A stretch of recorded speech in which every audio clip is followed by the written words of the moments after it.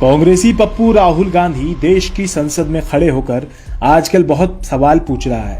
अच्छी बात है, विपक्ष के नेता के तौर पे ये उसका काम भी है, लेकिन युवराज ने कभी अपनी मां से ऐसे तीखे सवाल क्यों नहीं पूछे जिनके जवाब से देश आज तक अनजान है। राहुल को सोनिया गांधी से ये पूछना चाहिए कि मेरे पापा यानी राजीव गांधी ने जितनी भी रैलियों को संबोधित किया था, अधिकतर सभी में आप उनके साथ रहती थी, लेकिन जिस दिन उनकी मौत हुई उस दिन आप कहां थी और इसकी क्या वजह थी। इस हादसे में मरने वाले 14 लोगों में से कोई भी कांग्रेस का बड़ा नेता शामिल नहीं था और बाद में प्रियंका गांधी ने खुद कोर्ट में अपने पिता के हत्यारे को माफ करने की गुहार लगाई थी। पूर्व राष्ट्रपति ज्ञानी जैल सिंह को जेट सुरक्षा मिली हुई थी। उन्होंने दिल्ली में घोषणा की थी कि चंडीगढ़ में मैं बोफोर्स के सभी रहस्यों को उजागर करने जा रहा हूं।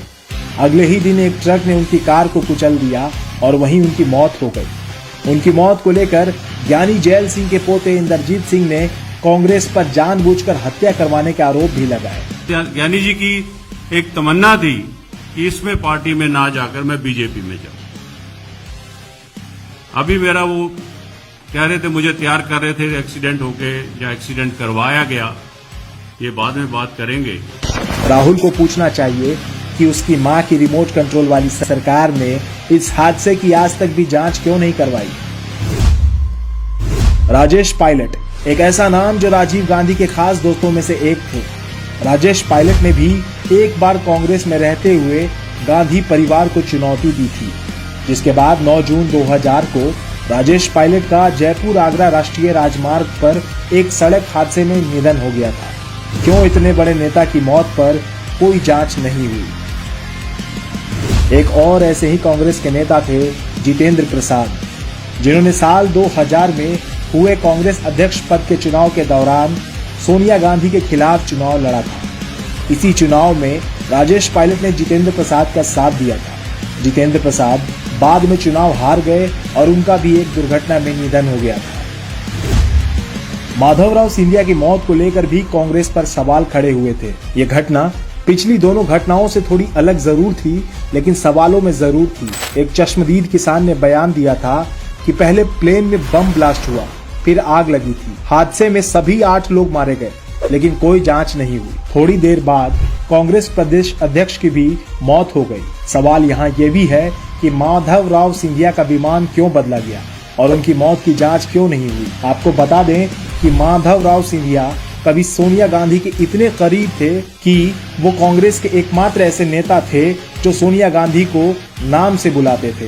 कहने को भले ये कोइंसिडेंस लगे कि 3 बड़े नेता जो कि सोनिया गांधी के खिलाफ या तो चुनाव लड़ रहे थे या चुनाव में सहयोग कर रहे थे, उनका एक ही वर्ष के भीतर निधन हो गया और तीनों ही नेताओं के निधन के बाद उच्च स्तरीय जांच नहीं करवाई गई। तमाम तरह की चीजें और तमाम तरह के सवाल आज भी इतिहास के झरोखे में झोले खा रहे हैं। इटली की एंटोनिया माइनो जब से गांधी परिवार की बहू बनकर आई हैं, तब से अब तक इस परिवार में एक भी गांधी को नेचुरल मौत का सौभाग्य नहीं मिला। सभी की मौत सवालों के घेरे में है।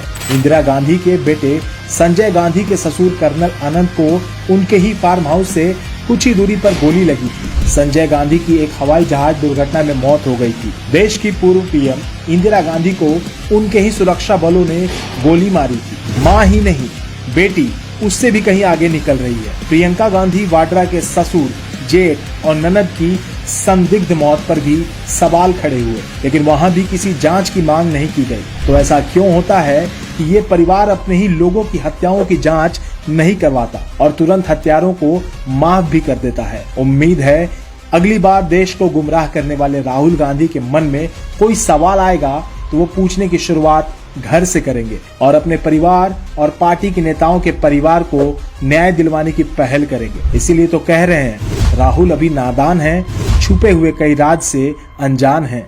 जिस व्यक्ति को आप देख रहे हो वो राहुल गांधी नहीं है। यूपीए गवर्नमेंट का अंत होना तो निश्चित है।